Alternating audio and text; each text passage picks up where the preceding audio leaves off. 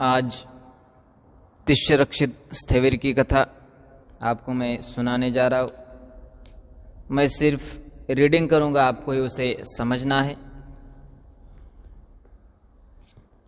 अकोचिमंग इत्यादि देशनागाथा शास्ता ने श्रावस्ती के जेतवन में तिष्य स्थविर को उद्देश्य कर कही थी। वह आयुष्मान तिष्य स्थविर भगवान की पितृश्वा पितर की बहन बुआ का पुत्र था। वृद्धावस्था में वह प्रवजित होकर भिक्षुओं को गृहस्थों से मिलने वाले लाभ सत्कार से स्थूल देह वाला होकर चिकने वस्त्र के ही चिवर पहनकर दिन में अनेक बार सभा भवन में आ बैठता था। उस समय तथागत के दर्शन हेतु आए आगंतुक भिक्षु से कोई महास्थविर समझकर उसके पास जाकर उससे कोई सेवा कार्य पूछते थे। उसके पैर दबाते थे, किंतु वह चुप रहता था।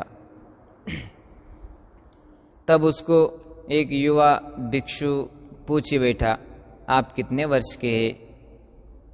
तिष्य द्वारा, हम वर्ष तो नहीं जानते, क्योंकि वृद्धावस्था में भिक्षु हुए। यह कहे जाने पर उस युवा भिक्षु ने तिष्य को फटकारते हुए कहा, अरे दुर्विनीत बुढ़े, तुम अपनी मर्यादा नहीं देखते। इतने महास्थविरों को देखकर भी न उनसे उचित व्यवहार करते हो, न उनके द्वारा सेवा कार्य पूछने पर कुछ बोलते हो। ऐसा करने में तुम्हें कोई संकोच या लज्जा न आती? यो कहकर हाथ की उंगलियों से उस पर प्रहार किया। वह बुढ़ा भिक्षु अपने पुरानी क्षत्रिय जाति के मिथ्या गर्व को स्मरण करता हुआ उस भिक्षु से पूछने लगा, तुम कहाँ से आए हो? शास्ता के यहाँ से। यह सुनकर उसने कहा, तुम लोगों को अभी समझ में आ जाएगा कि मैं कौन हूँ। मैं तुमको मूल से उखड़ा दूंगा। यह कहकर वह रोता कलपता दुखी और खिन्न होता हुआ शास्ता के पास पहुँचा। तब शास्ता ने उससे पूछा, तिष्य, तुम इस तरह रोते कलपते आंसू बहाते कहाँ से आ रहे हो? उधर वे भिक्षु भी यह सोच कर कि कहीं यह शास्ता के पास जाकर हमारे लिए कोई कठिनाई न पैदा कर दे, वे भी उस वृद्ध भिक्षु के पीछे ही पीछे शास्ता के सम्मुख पहुंच गए और शास्ता को प्रणाम कर एक और बैठ गए। शास्ता द्वारा पूछे जाने पर तिष्य ने कहा, भंते, ये भिक्षु मुझे अपमानित करते हैं। तुम कहाँ बैठे थे? महाविहार उपस्थान शाला में। तुमने इन भिक्षुओं को वह आते हुए देखा था? हाँ, देखा था भंते। क्या इनके आने पर तुमने इनका अभ्युत्थान सत्कार किया था? नहीं किया भंते। इनको आवश्यक वस्तु लेने के लिए पूछा? नहीं पूछा भंते। कोई सेवा कार्य या जल पीने के लिए पूछा? नहीं पूछा भंते। इनके लिए आसन बिछाकर इन्हें प्रणाम कर इनके चरण दबाए? यह सब भी नहीं किया भंते। तिष्यस्थविर भिक्षुओं के आने पर यह सब किया जाता है। इनके प्रति यह सब न करना था तो तुम्हें उपस्थान शाला में जाकर ही न बैठना ही चाहिए था। अंत तुम्हारा ही दोष है, तुम इनसे क्षमा मांगो। बनते, इन लोगों ने मुझको अपमानित किया है, अंत में इससे क्षमा नहीं मांगूंगा। भगवान ने फिर समझाया, तिष्य, ऐसा न कर, क्योंकि तेरा दोष है, अंत इनसे क्षमा मांग ले। तो भी तिष्य ने कहा, भंते भगवान, मैं तो इन्हें क्षमा नहीं मांगूंगा। यह सुनकर उपस्थित भिक्षु बोले, भंते, यह आपका उद्बोधन समझाना भी नहीं मानता, यह आज्ञाकारी नहीं है। यह सुनकर भगवान बोले, यह आज ही दुर्वचन नहीं हुआ है, यह पहले अतीत में भी ऐसा ही था। भगवान के ऐसा कहने पर उन भिक्षुओं ने पूछा, भंते, आज का इसका दुर्वचन तो हमने देख लिया, परंतु अतीत में इसने क्या दुर्वचन किया था? तब भगवान बोले, तो भिक्षुओं सुनो। अतीत कर्म।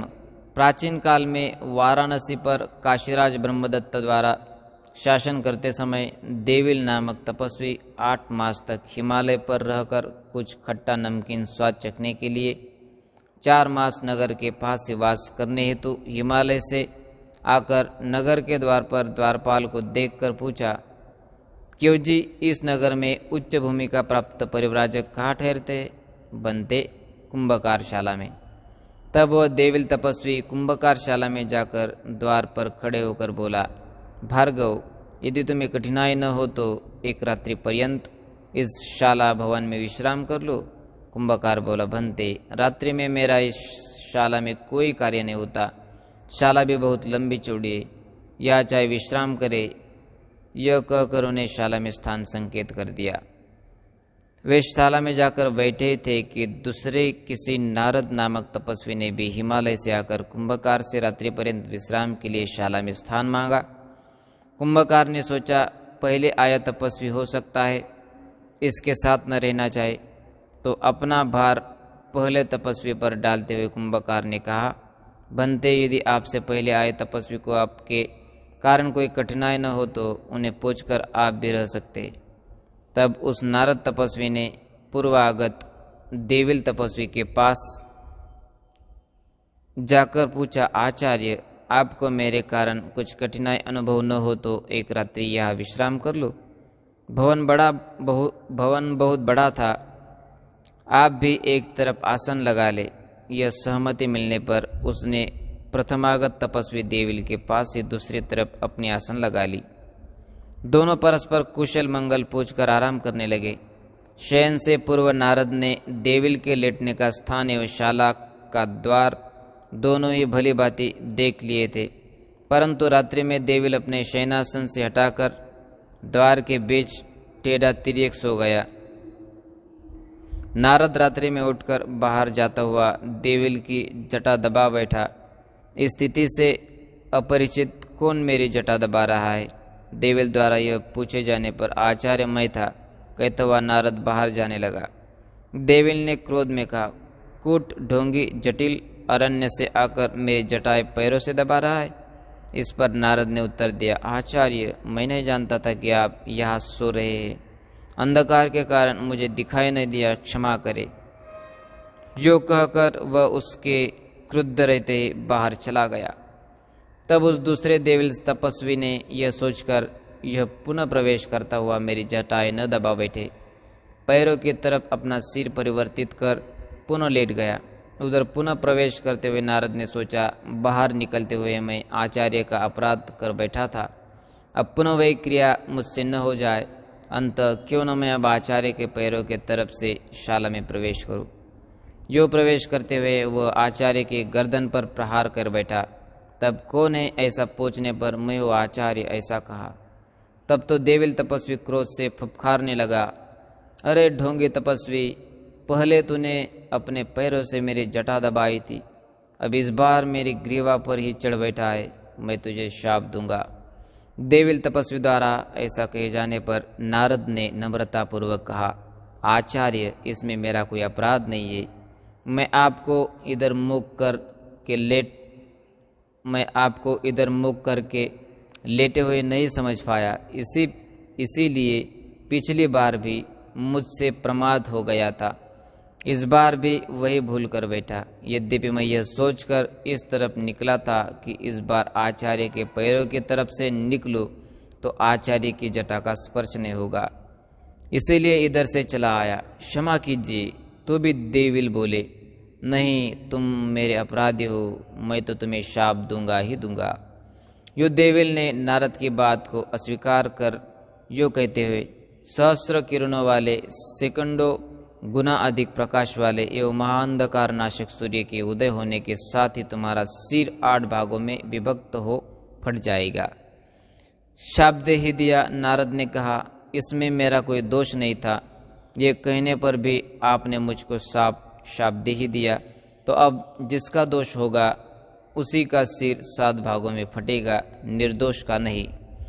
इसके बाद उस महानुभाव महान तप प्रतापी नारद ने बीते 40 कल्प तथा अनागत भविष्य के 40 कल्प तक का स्मरण किया।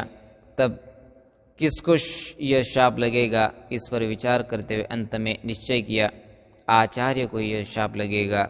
यह जानने के बाद उन पर करुणा करते हुए उस महान सामर्थ्यशाली तपस्वी नारद ने अरुणोदय होना ही तब उस महान सामर्थ्यशाली तपस्वी नारद ने अरुणोदय सूर्योदय होना ही रोक दिया। तब वह राज्य के नागरिक बहुत समय तक अरुणोदय न होने पर राजद्वार पर जाकर राजा से सुरक्षा हेतु यह कहने लगे, देव, आपके राज्य में सूर्योदय नहीं हो रहा है, ऐसा कोई उपाय कीजिए कि शीघ्र ही सूर्योदय हो। तब राजा ने अपने काय, वाक, मन के कर्म पर विचार करते हुए वह कुछ भी अयुक्त न देखकर तब क्या कारण है यह सोचते हुए उसके ध्यान में आया कि यह कहीं किन्हीं पहुँचे हुए साधुओं का तो विवाद नहीं है कि उनके कारण यह निर्दोष जनता पीस रही है। फिर उसने द्वारपालों से पूछा, क्या इस नगर में कोई नया संत हो? संत तो नहीं आया है, यदि आया है तो वह कहाँ ठहरा है? तब द्वारपालों ने बताया, देव, कल एक सायंकाल 2 संत आकर कुंभारशाला में ठहरे थे। यह सुनकर वह काशीराज मशाल जलवाकर उसके प्रकाश के सहारे कुंभकारशाला में पहुँचे। पहुंचकर नारद तपस्वी को प्रणाम कर एक तरफ बैठकर उनसे निवेदन किया, बनते जम्बूद्वीपवासी लोगों की सभी दैनिक क्रियाएं रुक गई है। यह घोर अंधकार किस कारण फैला हुआ है? कृपया इसका वास्तविक कारण बताइए।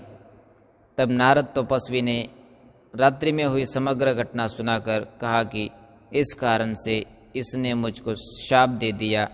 मैंने बहुत कहा कि मेरा दोष नहीं है, परंतु जब यह तपस्वी नहीं माना तो मैंने भी यह कह दिया कि जो वास्तविक अपराधी हो तो उसे ही यह दोष लगेगा। यह कहकर मैंने इस बात की समीक्षा की कि वस्तुतः यह शाप किसे लगेगा, तो मुझे ध्यान में आया कि यह शाप तो आचार्य को ही लगेगा।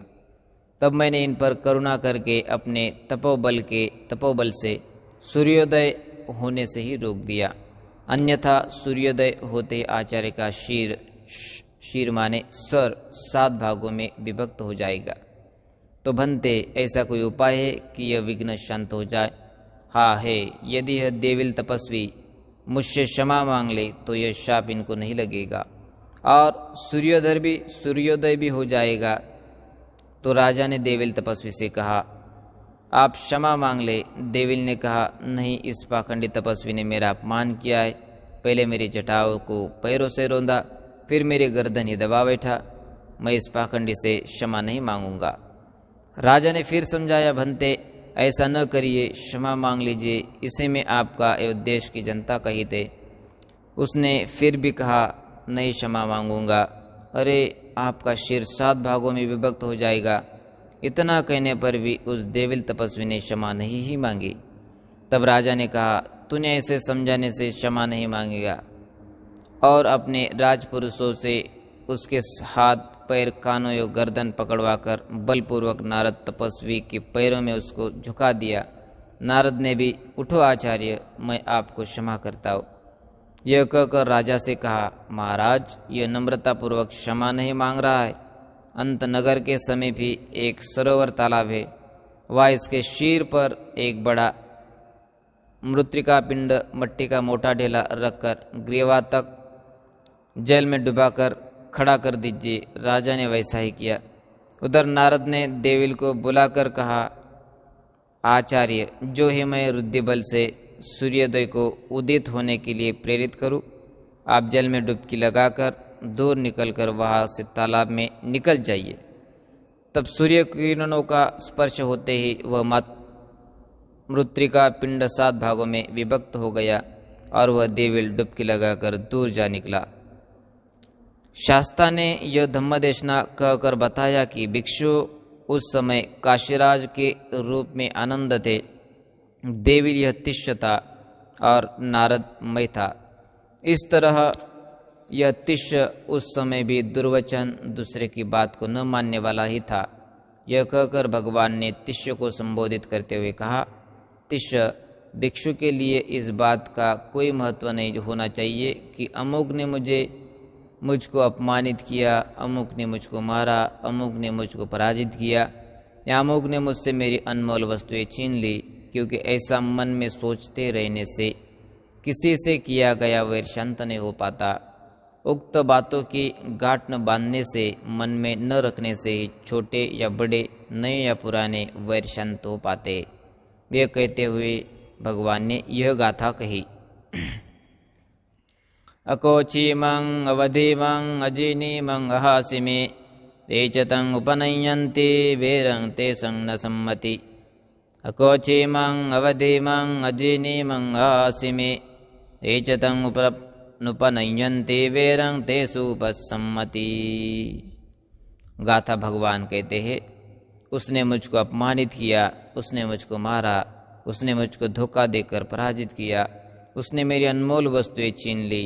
ऐसी बातों की जो मन में गांठें बांधे, उनके पारस्परिक वैर, फिर भले ही वे वैर नए हो या पुराने, छोटे हो या बड़े, शांत नहीं हुआ करते। उसने मुझको अपमानित किया, उसने मुझको मारा, उसने मुझको पराजित किया, उसने मेरी अनमोल वस्तुएं छीन ली। ऐसी बातों की जो लोग मन में गांठें नहीं बांध रखते, बहुत समय तक इनका स्मरण नहीं रखते, उनके पारस्परिक छोटे बड़े, नए पुराने सभी प्रकार के वैर शीघ्र ही शांत होते हैं। अब इस गाथा का अर्थ अट्ठकथा में यह कहा है, आपको गाथा की अट्ठकथा का अर्थ भी समझना है। वह इस गाथा में अखोची, उसने मेरा अपमान आक्रोश होकर किया। अवधि माने उसने मुझ पर प्रहार किया। अजीनी, उसने मुझको द्युत जीवा आदि में या वाद विवाद में या अन्य किसी प्रतिद्वंद्विता में जीत लिया। हास्य में उसने मेरी संपत्ति, पात्र आदि कुछ भी का अपहरण कर लिया। एचतंग, जो कोई देवता या मनुष्य गृहस्थ या प्रवजित उपयुक्त कारणों से उत्पन्न क्रोध की अपने मन में गांठें बांधकर, जैसे गाड़ी का धुरा चमड़े की रस्सी से बांधा रहता है, या मरी मछलियों को वे सड़ न जाए इसलिए बार बार उनको उल्टा पलटा जाता है, उसी तरह दूसरों के प्रति शत्रुभाव रखता है, तो उसका वह एक बार उत्पन्न वैर कभी शांत होने का नाम नहीं लेता।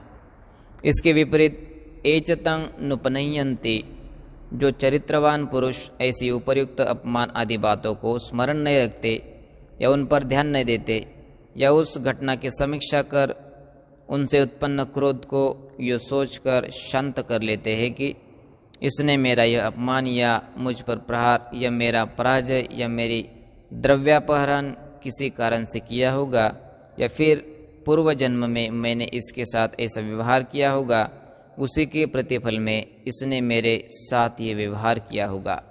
अंत अब इस पर क्रोध करना अनुचित है, क्योंकि यह निर्दोष है।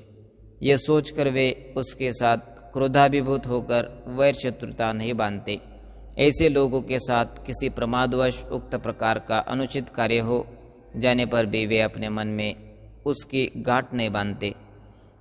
इसका फल यह होता है कि जैसे जलाने के लिए ईंधन न मिलने के कारण अग्नि शांत हो जाता है, वैसे ही क्रोध भी उपेक्षित होता हुआ शांत हो जाने के कारण उसके फल स्वरूप कोई वैर उत्पन्न नहीं होता। भगवान की इस देशना के अंत में 1,00,000 भिक्षु श्रोतापत्ति फल में प्रतिष्ठित हो गए। यह धम्म देशना श्रेष्ठ साधकों के लिए भी फलदायिनी ही सिद्ध हुई। वह अनाज्ञाकारी भिक्षु भी माने तिष्य भिक्षु भी इस देशना के प्रभाव से आज्ञाकारी विनीत हो गया। इस तरह से भगवान बुद्ध ने उस तिष्य को एक श्रोतापत्ति फल में प्रतिष्ठित किया। किसी भी बड़े भिक्षु का हमने अनादर नहीं करना चाहिए, आदर ही करना चाहिए। किसी का भी रिस्पेक्ट करना चाहिए। Give respect, take respect. आप दूसरों को आदर दोगे तो आपको आदर मिलेगा। जिस तरह एक आईना होता है, आईने में देखने के बाद हमारा चेहरा स्पष्ट दिखता है, इसी तरह दूसरों को ही हम स्पष्ट रूप से एक प्रकार से आदर करें, वैसा ही आदर हमें रिटर्न मिलेगा। रिटर्न्स हमें वैसे ही मिलेंगे जैसे हम बोएंगे। इसी तरह आप जीवन भर बुद्ध का यह संदेश पालन करते रहे, जीवन भर सुखी रहने का एकमात्र यही बुद्ध का धम्मवाणी का प्रभाव आपको प्रबल करता रहेगा। धम्म में आपको एक प्रकार से सुखी, संपन्न और सधन करता रहेगा। धम्म में सबके प्रति मेरी मंगल कामना। भवतु सब्ब मंगलं, सब्बे सत्ता सुखियो मंगलो कल्याण।